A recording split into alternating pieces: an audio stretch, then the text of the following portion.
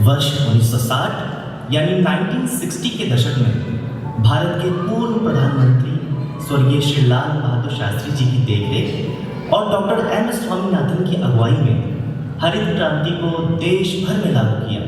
भारत देश की ये धरती माँ जो शस्य श्यामलाम हुआ करती थी, तब खेती करने वाले किसानों और देश की सरहदों पर सेना के जवानों पर एक नारा हुआ करता था, जय जवान जय किसान, जो आज कहीं खो सा गया है। इस नारे से प्रेरित हो भारतीय सिनेमा जगत ने कृषि के ऊपर एक फिल्म बनाई, उपकार, जिसका एक गाना बहुत प्रसिद्ध हुआ, मेरे देश की धरती सोना उगले, उगले हीरे मोती। और उस समय ये वाकई सच था। उस समय जो खेती कर किसान तरह तरह के अनाज साग सब्जियां उगाया करते थे, वो बिना किसी मिलावट के हुआ करती थी, जिसमें किसी भी प्रकार का कोई केमिकल या कीड़ों को मारने की दवा का इस्तेमाल नहीं किया जाता था। जब हरित क्रांति आई और अनाज की कमी को पूरा करने के लिए किसानों को यूरिया के उपयोग की जानकारी दे खेती करने के नए तरीके बताए, जिससे देश भर में गेहूं और चावल के उत्पादन में भारी वृद्धि हुई। पर धीरे धीरे इंसान के अंदर लालच ने जन्म लिया और खेती की पैदावार को बढ़ाने के लिए तरह तरह के केमिकल और दवाओं का इस्तेमाल होने लगा, जिसके परिणाम स्वरूप आज वही धरती, वही भूमि जो शस्य श्यामलाम हुआ करती थी, एक माँ हुआ करती थी, आज वही धरती मनुष्य के लालच के कारण अपनी ममता खो चुकी है और बंजर होती जा रही है। क्या आप जानते हैं, शास्त्रों में लिखित खेती करने का भी धर्म होता है, जिसमें बताया गया है कि जो भी खेती की जाती है उसके 4 हिस्से होते हैं, यानी उसको 4 जगह बांटा जाता है और केवल चौथा हिस्सा ही मनुष्य का होता है। अरे आप तो सोच में पड़ गए, रुको जरा, थोड़ा सब्र करो। ये मैं नहीं, आज का ये नाटक आपको बताएगा कि हमें शास्त्रों के हिसाब से खेती किस तरह करनी चाहिए, और ये 4 हिस्सों में से बाकी 3 हिस्से किस किस के हैं और क्यों आज की खेती हमारे लिए जहर बन चुकी है। तो आइए देखते हैं हम सबके जीवन से जुड़ा ये नाटक, सहज प्राकृतिक कृषि। त्वमेव प्रत्यक्षं तत्त्वमसि, त्वमेव केवलं कर्तासि, त्वमेव केवलं। अरे अब्दुल बेटा, क्या बात है, बड़ा खुश नजर आ रहा है। कुछ नहीं महेश चाचा, बस अपनी धरती माँ से बातें कर रहा हूँ। और चाचा, तुम क्यों परेशान दिख रहे हो? सब ठीक तो है ना?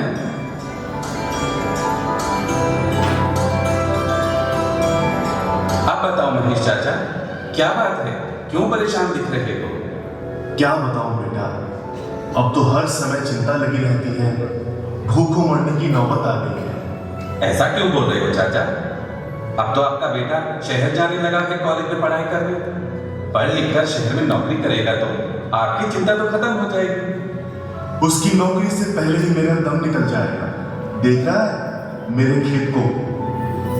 हाँ, पर हुआ क्या चाचा? जरा खुलकर बताओ कि परेशानी क्या है। क्या बताऊं बेटा, सब मेरी ही गलती और लालच का नतीजा है ये। अरे चाचा, पर हुआ क्या? मैंने पैसों के लालच में आकर अपनी जमीन, अपनी धरती माँ को धोखा दिया है। भगवान मुझे माफ नहीं करेगा, सब मेरे पाप का नतीजा है। चाचा रोइए मत। सब अच्छा चल रहा था, मेरे जीवन में खेती भी बहुत अच्छी होती थी।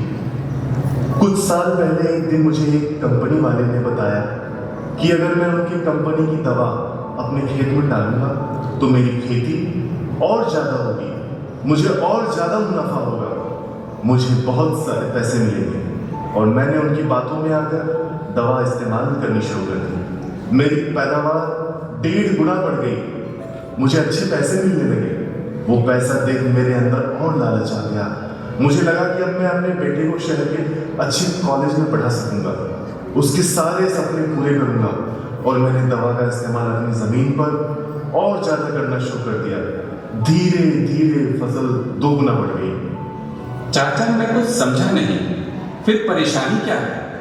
मेरे लालच के चलते अब मेरी जमीन, मेरी अपनी धरती माँ बिल्कुल बंजर हो गई है। अब इस पर खेती नहीं हो पाएगी, मैं बर्बाद हो गया हूँ। मैंने बहुत बड़ा पाप किया है। चाचा आप शांत हो जाओ, सब ठीक हो जाएगा। अब कुछ ठीक नहीं होगा बेटा, सब बर्बाद हो गया। परेशान मत हो चाचा, मेरे पास एक उपाय है और विश्वास करो मेरा, सब ठीक हो जाएगा।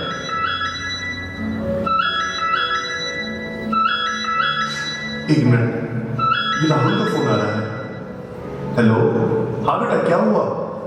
आज जल्दी आ गया कॉलेज से? पापा वो अरे क्या हुआ राहुल, तू इतना हाफ क्यों रहा है? पिताजी जल्दी से हॉस्पिटल आ जाओ, माँ बेहोश हो गई है और डॉक्टर ने उनका खून टेस्ट के लिए भेजा है। उनकी तबीयत बहुत खराब है, बस जल्दी से आ जाओ, पता नहीं क्या हो गया है माँ को।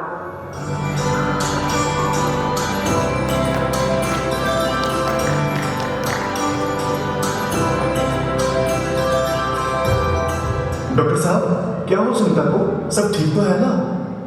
बस अभी रिपोर्ट आने वाली है, फिर देखते हैं क्या मामला है।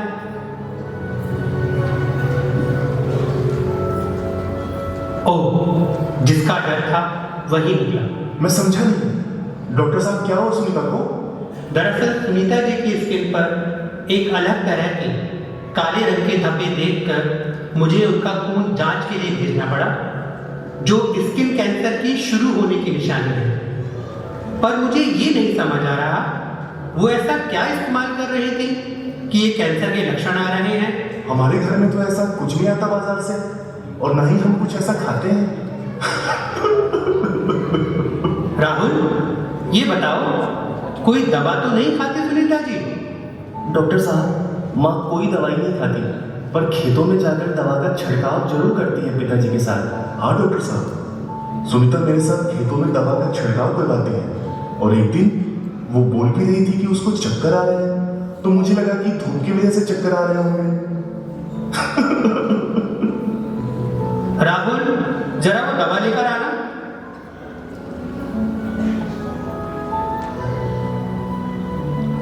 हे भगवान, तुम लोगों को कब अकल आएगी? ये लाल रंग देख रहे हो, और ये देखो, इस पर साफ साफ लिखा है कि इस दवा का असर पूरी तरह से जहरीला है, और अगर मात्रा से ज्यादा इस्तेमाल करोगे तो इसका उल्टा प्रभाव पड़ेगा।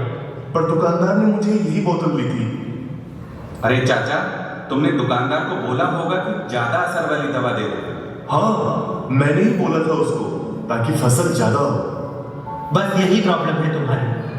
अगर समझदारी की होती तो बोतल पर लगे लाल रंग को देखकर समझ जाते कि कौन से रंग की बोतल का उपयोग करना चाहिए।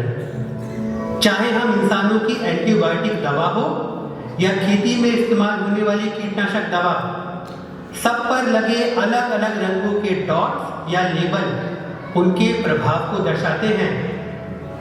ये रंग बताते हैं कि इसका रसायन कितना खतरनाक है, ताकि किसान सावधानी से इस्तेमाल करें।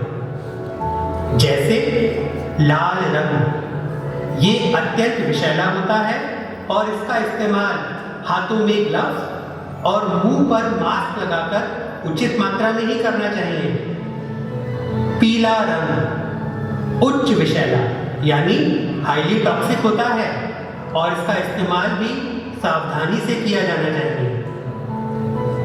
और अगर इस पर नीला रंग हो तो उसका मतलब है कि ये मध्यम विषैला यानी कम खतरनाक है, लेकिन फिर भी सावधानी जरूरी है। और हरा रंग है तो सबसे कम विषैला होता है, यानी उसको सुरक्षित माना जाता है और जैविक या कम नुकसानदायक कीटनाशकों के लिए उपयोग होता है।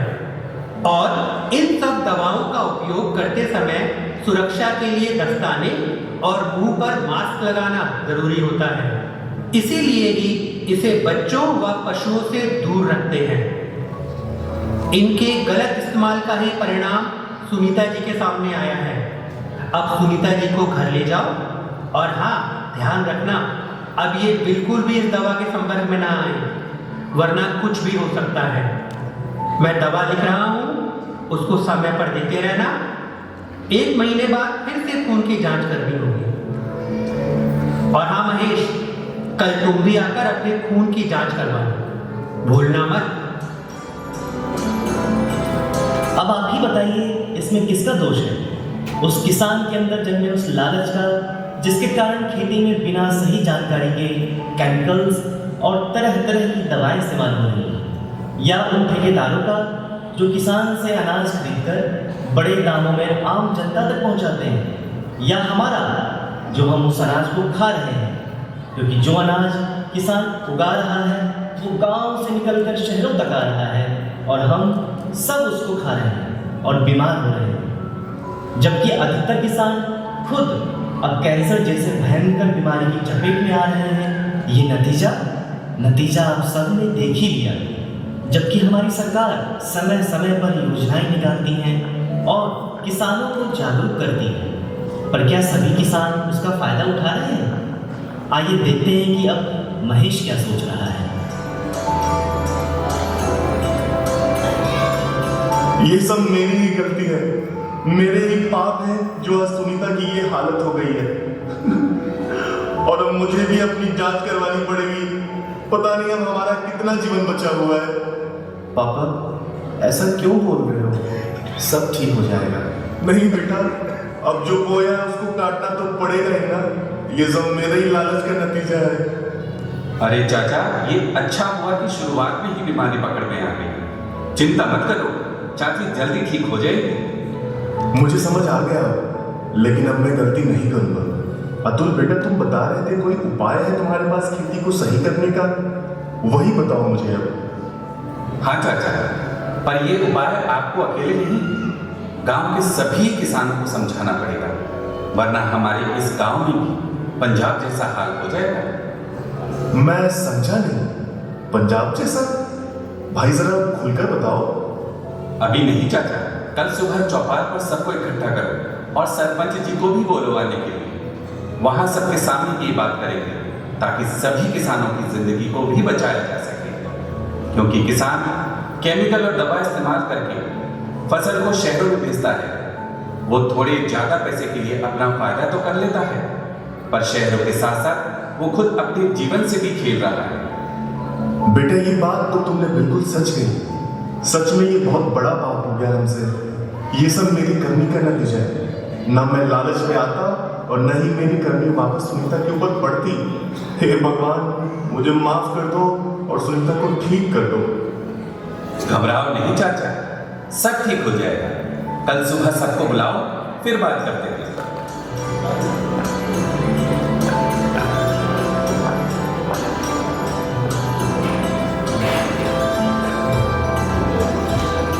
अरे श्याम भाई, ये किसकी पंचायत हो रही है? अरे भाई, मैंने भी ना पता किसकी पंचायत हो रही है। राम राम है अतुल। ले महेश, अब अतुल भी आ गया। अब तो बता दे, हम सबको यहाँ क्यों बुलाया है? सरपंच जी, कल सुनीता की बीमारी का तो आपको पता चल गया होगा। हाँ महेश, मुझे सब पता चला, पर अब ये बात बड़ी चिंता का विषय बन गई है। मैं इसका इलाज पता करके तुम्हें बता दूंगा, तो चिंता मत कर। सरपंच जी, चिंता केवल सुनीता की ही नहीं है, बल्कि हम सब किसानों की है। धीरे धीरे हम सभी इस बीमारी का शिकार हो जाएंगे। यहाँ एक भी किसान ऐसा नहीं है जो केमिकल और दवा का उपयोग ना करता हो। अतुल कोई उपाय जानता है इस बीमारी से बचने और जमीन को उपजाऊ बनाने का। इसलिए मैंने सबको यहाँ बुलाया है कि हम सब इसकी जानकारी ले सकें। ओह, तो ये बात है। अतुल बेटा, तेरे पास कोई उपाय है तो बता हम सबको, जिससे सभी किसानों को नया रास्ता मिल सके। सरपंच जी, ये तो हम सभी किसान भाई जानते हैं कि आज वर्तमान में हम अधिकतर किसानों के सामने बहुत बड़ी समस्या है कि या तो हमारी जमीन बंजर होती जा रही है, या फिर पहले की तरह अब पैदावार नहीं होती, जिसके कारण आमदनी कम होती जा रही है और किसानों पर कर्जा बढ़ता जा रहा है। लेकिन साथ साथ ही कैंसर जैसी भयंकर बीमारी की चपेट में भी किसान आ रहा है।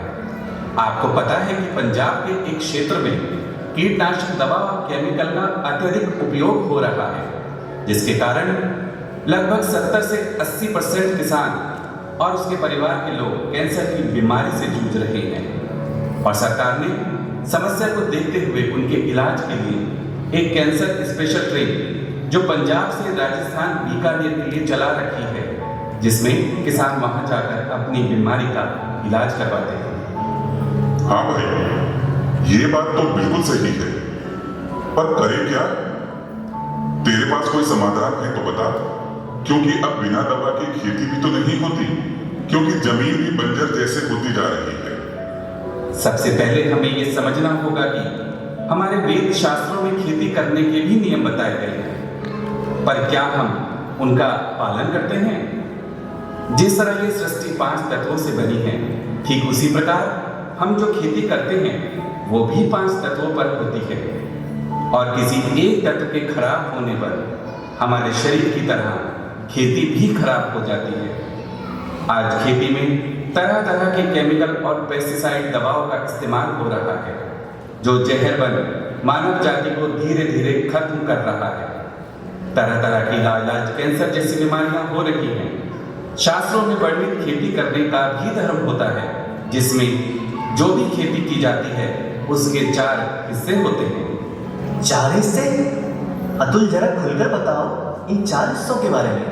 पहला हिस्सा धरती माता का होता है, मतलब ये कि जो बीज हम धरती में डालते हैं उसमें से जो बीज अंकुरित नहीं हो पाता वो धरती माता का भोग होता है। दूसरा हिस्सा हवा में विचरण करते हुए कीट पतंगों यानी कीड़ों का होता है, जिसके बचाव के लिए हम जहरीली दवाओं का दुरुपयोग कर रहे हैं। तीसरा हिस्सा आवारा पशुओं का होता है, और चौथा हिस्सा जो बचता है वही केवल मनुष्यों का हिस्सा होता है।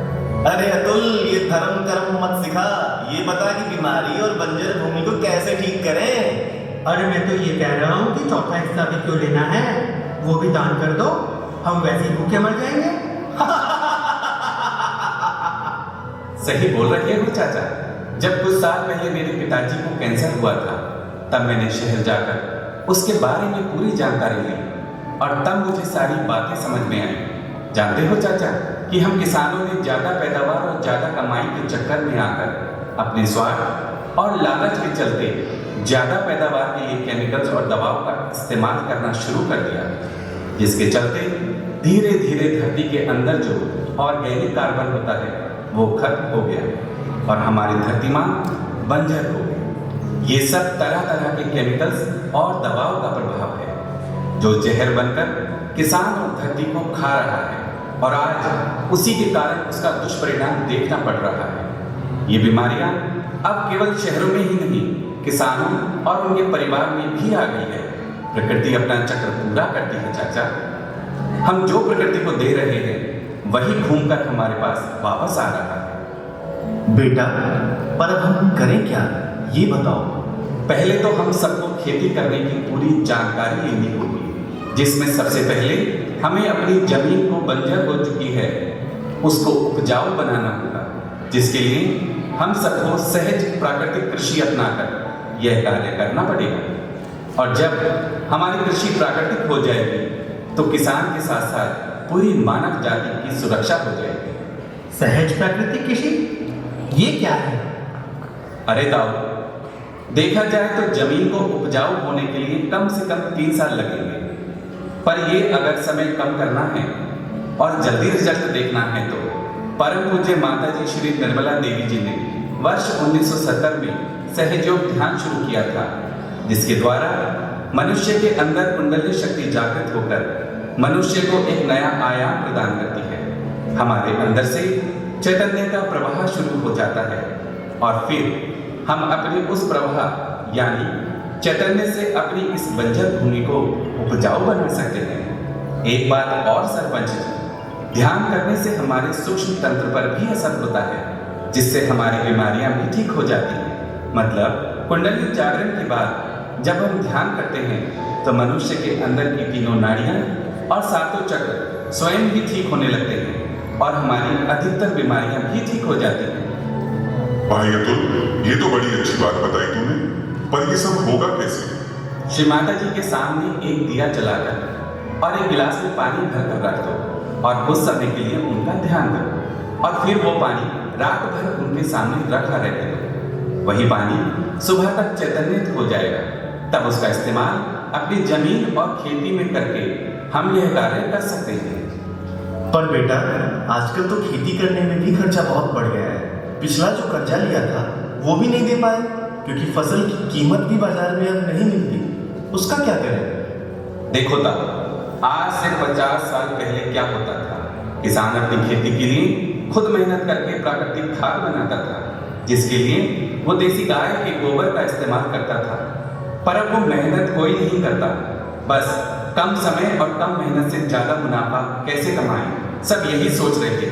प्राकृतिक खाद से धरती हमेशा उपजाऊ रहा करती थी, क्योंकि उस खाद के इस्तेमाल से कार्बन की मात्रा भरपूर होती थी और खूब पैदावार होती थी, ना कोई बीमारी ना परेशानी। पर जब से ये यूरिया, केमिकल और तरह तरह की दवा आई है, किसान उसका इस्तेमाल करने लगा, जिसका नतीजा धीरे धीरे धरती के अंदर कार्बन खत्म हो गया और फसल उगाने के लिए ज्यादा से ज्यादा केमिकल का प्रयोग करने लगे। बस इसीलिए लागत भी बढ़ गई और पैदावार भी कम हो गई। अब बताओ किसकी गलती है? लेकिन अगर हम फिर से वही देसी गाय के गोबर से प्राकृतिक खाद बनाएं और उसको श्री माता जी के सामने रखकर ध्यान करके उसका इस्तेमाल करें, तो जल्दी ये समस्या भी दूर हो जाएगी। श्री माता जी ने बताया है कि श्री आदि शक्ति माँ का पहला अवतरण एक देसी गाय के रूप में हुआ था, इसीलिए उनके मूत्र और गोबर को खाद और दवा के रूप में भी इस्तेमाल किया जाता है। और अब तो एग्रीकल्चर डिपार्टमेंट जो है, जिसे ICAR के नाम से जानते हैं, उनके साइंटिस्ट ने भी यह मान्यता प्रदान कर दी है कि देसी गाय के मूत्र और गोबर में ऐसे जीवाणु होते हैं जो खेती में बहुत फायदा करते हैं और पैदावार को बढ़ाते हैं। और हमारी वर्तमान सरकार की योजनाओं के अंतर्गत देसी गाय पालन के लिए सब्सिडी भी दी जाती है। और हमारी ये वर्तमान सरकार तो ऑर्गेनिक खेती पर भी जोर दे रही है, ताकि केमिकल का इस्तेमाल कम से कम हो और खेती करने के देसी तरीकों को बढ़ावा मिले, ताकि सभी किसानों को उसका फायदा मिल सके। पर जागरूकता न होने के कारण किसान इन योजनाओं से अनजान होता है। मेरी एक बात समझ नहीं आ रही कि ये रामलाल तो केमिकल भी कम इस्तेमाल करता है, फिर इसकी खेती कम क्यों हो गई? पहले आप मुझे ये बताओ कि पुराना किसान या उसके बच्चे कितने बीमार होते थे? भाई, पहले तो किसी एक या दो किसान को ही सुना था बीमार होते हुए, पर अब जो हर घर में ही बीमारी आ रही है, किसी को कैंसर है तो किसी को कुछ। देखो चाचा, जो किसान भाई 50 साल से ऊपर के हैं, वो जानते हैं कि पहले का किसान अपनी खेती के लिए खुद बीज तैयार करता था और उन्हीं बीजों और देसी खाद का इस्तेमाल कर अपनी खेती करता था। पर अब क्या, अब तो सब कुछ मॉडर्न हो गया, नई नई कंपनियां आ गई बाजार में, बस उनसे बीज खरीद कर खेती हो रही है। पर क्या वो बीज अच्छी क्वालिटी के हैं या नहीं, बिना किसी जानकारी और जांच के किसान उन बीजों को इस्तेमाल कर रहा है, तो बताओ खेती तो कम होगी ना। और रही बात केमिकल की, उसके इस्तेमाल की पूरी जानकारी ना होने की वजह से किसान ज्यादा पैदावार और जल्दी के चक्कर में आकर केमिकल को ज्यादा मात्रा में मिलाकर उसका उपयोग करने लगा। पर ये कहीं नहीं सोचा कि जिस केमिकल वाली फसल को खाकर शहर में लोग बीमार होने लगे, तो जो किसान उनका इस्तेमाल कर रहा है उसको बीमारी कैसे छोड़ देगी। हाँ, अगर हम सभी किसान फिर से अपनी खेती के लिए बीज खुद तैयार करें और फिर उसको श्री माता जी के समक्ष रखकर ध्यान करें, और जब बीज चैतन्यित हो जाए, तब देखना चाचा खेती कितनी अच्छी और ज्यादा होती है। एक बात और, पुराना किसान ये जानता था कि खेती किस प्रकार होनी चाहिए और उसी वजह से पहले के लोग बहुत कम बीमार पड़ते थे। अगर आज भी हम सहज प्राकृतिक कृषि को अपनाएं, तो श्री माता जी की कृपा से जल्दी ही सभी किसान ऑर्गेनिक खेती करने लगेंगे। जैसे धरती को उपजाऊ बनाने के लिए वाइब्रेटेड जल का छिड़काव करें और खेती में जितने पानी की जरूरत है उसमें भी वाइब्रेटेड जल डालें, तो बंजर जमीन भी उपजाऊ हो जाएगी। दूसरे नंबर पर खुद से बीज बनाएं और उसको भी श्री माता जी के सामने रख वाइब्रेट करें और फिर उसका इस्तेमाल करें, तो खेती बहुत अच्छी, ऑर्गेनिक और ज्यादा पैदावार होगी। तीसरा, देसी गाय के गोबर से खाद बनाकर उसको भी वाइब्रेट करें अपनी खेती के लिए इस्तेमाल करें तो फसल अच्छी होगी। अरे आप सब चुप क्यों हो गए? कोई सवाल है तो पूछिए। अतुल बेटा, ये तो कभी हमने सोचा ही नहीं कि हमारी वजह से हम किसान और मानवता कितने खतरे में पड़ गए, और आज जो हमारे सामने उसका परिणाम आ रहा है, जो आने वाले समय में कितना बुरा हाल होगा मानवता का। अब हमें क्या करना चाहिए, तुम ही बताओ। और ये सहज प्राकृतिक कृषि और श्री माता जी का ध्यान हम कैसे करेंगे, ये भी बताओ। सरपंच जी, वो कहावत है ना, जब जागो तभी सवेरा। मैं तो कहता हूँ कि आज यहाँ पूरा गांव एक साथ बैठा है, तो क्यों ना इसकी शुरुआत आज और अभी से करें। क्यों भाई? हाँ, हम सब ध्यान और सहज प्राकृतिक कृषि करेंगे। बहुत बढ़िया। तो सबसे पहले हम अपना आत्म साक्षात्कार प्राप्त करेंगे और फिर सहज प्राकृतिक कृषि करेंगे। सब मेरे साथ जोर से बोलो, जय श्री माता जी। जय श्री माता